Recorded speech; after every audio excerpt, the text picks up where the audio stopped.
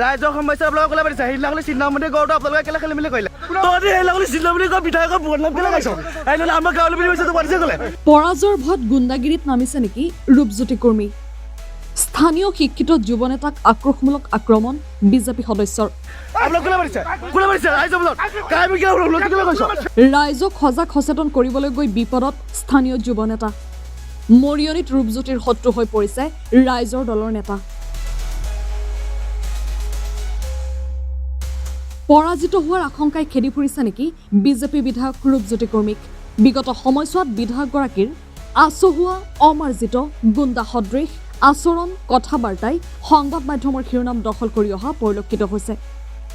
কেতিয়াবা যদি কাৰোবাক ঘোচা সোধাই দাঁত ভাঙি দিয়াৰ কথা কৈছে আন কেতিয়াবা আকৌ সদনৰ মজিয়াতে উগ্ৰ ৰূপ ধাৰণ কৰি বিৰোধী বিধায়কলৈ চোচা মাৰি গৈছে সেইগৰাকী বিধায়কৰ আদৰ্শৰে যেন বিজেপি কৰ্মকৰ্তাৰ লগতে ৰূপজ্যোতি কুৰ্মীৰ একাংশ সমৰ্থকে শাৰীৰিকভাৱে আক্ৰমণ কৰিলে স্থানীয় তথা উচ্চ শিক্ষিত এগৰাকী যুৱ নেতাক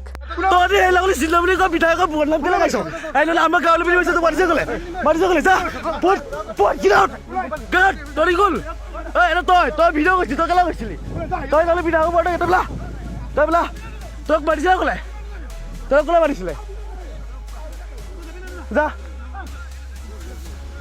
মাৰিছে ক'লে চুপ চুপ যাবলৈ আহিবি তই ক'লে মাৰিছে তই আহিলে চিন্তা বুলি ঘৰত তই কি খেলি বুলি কৈছিলি তই বিধায়কৰ বিৰুদ্ধে মাৰপিট লগাই আপোনালোকে ক'লে মাৰিছে ৰাইজৰ সমস্যা আপোনালোকে ক'লে মাৰিছে সেইদিনাখনি চিন্তামণি গড়টো আপোনালোকে কেলে খেলি মেলি কৰিলে এজন আপুনি এই দুজন ৰ'ব কোনে মাৰিছে তই ভিতৰত কৰিবি তই ভিতৰত কৰিবি ভিতৰত কৰিবি তই কোনে মাৰিছে আপোনাক কোনে মাৰিছে ৰাইজৰ মাজত কাহিনী কিয় কেলে কৈছ মোবাইল ভাই কোনে মাৰিছে তই কোনে মাৰিছে ৰাইজৰ মাজত কোনে মাৰিছে তই মাৰিছে কোনে কোনে মাৰিছে ৰাইজৰ কোনে মাৰিছে ৰাইজৰ কোনে মাৰিছে কোনে আহিছে তই কোনে মাৰিছে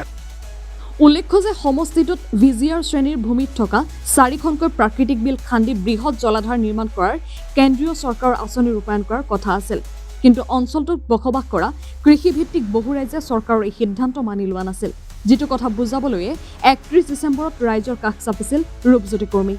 আমি এইটো বনামেই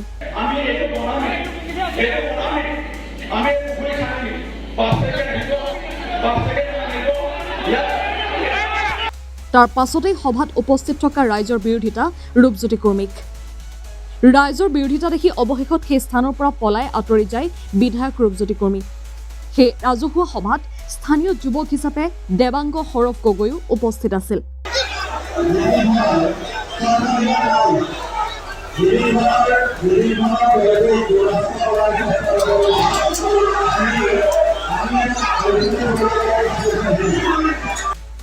আৰু তাৰ পাছত 5 জানুৱাৰীত অৰ্থাৎ সোমবাৰে চক্ৰ বিষয়ে পৰিদৰ্শন কৰি ৰাইজৰ সৈতে মত বিনিময় কৰাৰ কথা আছিল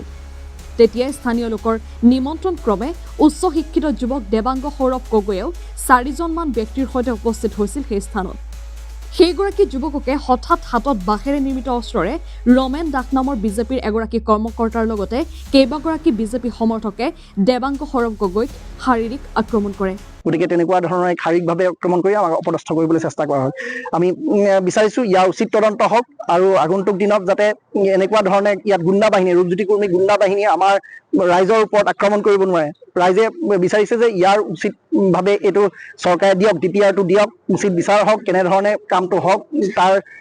বৰ্ণনা বিচাৰিছে কিন্তু তাৰ সলনি জোৰ জবস্তি যদি চৰকাৰে আমাৰ ওপৰত জাপি দিবলৈ বিচাৰে 1700 বিঘাত বাতিয়ে হওক বা যিমানেই হওক চৰকাৰী যদি কুৰেখাব পৰে আমাক জনাব লাগিব ডিটেইল প্ৰজেক্ট ৰিপৰ্টটো কি আৰু তাৰ অবিহনে আজি আমি মাৰ খাব পাৰোঁ কিন্তু আমি মাৰ খাইছোঁ যদিও ৰাইজৰ হৈ মাৰ খাইছোঁ এই কোপটো মোৰ ওপৰত পৰা নাই সমগ্ৰ অসমৰ ৰাইজৰ ওপৰত থলগিৰ ৰাইজৰ ওপৰত পৰিছে এই কোপটো আমাৰ ৰাইজৰ ওপৰত পৰিছে কাৰণ আমাৰ কৃষিজীৱী আমাৰ পশুপালকসকলৰ ওপৰত পৰিছে গতিকে আমি ইয়াৰ তীব্ৰ বিৰোধিতা কৰিছোঁ ইয়াত কোনো দল সংগঠন বুলি কথা নাই মই যদিও ৰাইজৰ দলৰ এটা কেন্দ্ৰীয় দায়িত্বত আছোঁ মই কেন্দ্ৰীয় সম্পাদক মই মৰিয়নি সমষ্টিৰ তত্ত্বাৱধায়ক কিন্তু সেইটোলৈ মই তালৈ যোৱা নাছিলোঁ কাৰণ মোৰ এইটো স্থানীয় অঞ্চল মই স্থানীয় অঞ্চলত মোৰ দায়িত্ব মই ৰাজহুৱা ব্যক্তি হিচাপে মোৰ দায়িত্ব উল্লেখ্য যে দেৱাংগ সৌৰভ গগৈয়ে 2011 চনতেই আভিযান্ত্ৰিক শিক্ষা শেষ কৰি ইণ্ডিয়ান ইনষ্টিটিউট অৱ মেনেজমেণ্টৰ দৰে অতি উচ্চ শৈক্ষিক প্ৰতিষ্ঠানৰ পৰা MBA ডিগ্ৰী লৈ ৰাজ্যৰ হৈ বিভিন্ন সামাজিক কাম কাজ কৰি আহিছে বৰ্তমান তেওঁ ৰাজ্যৰ দলৰ কেন্দ্ৰীয় তথ্য প্ৰচাৰ সম্পাদকৰ দায়িত্বটো আছে কিন্তু যুৱকগৰাকীয়ে দুয়োটা স্থানত স্থানীয় যুৱক হিচাপেহে বুজ লোৱাৰ চেষ্টা কৰিছিল প্ৰশ্ন হৈছে ৰাজনৈতিক শত্ৰু দলৰ নেতা হোৱাৰ বাবেই স্থানীয় যুৱকগৰাকীক লক্ষ্য কৰি লৈছে নেকি বিধায়ক ৰূপজ্যোতি কুৰ্মীয়ে news desk report Assam daily 24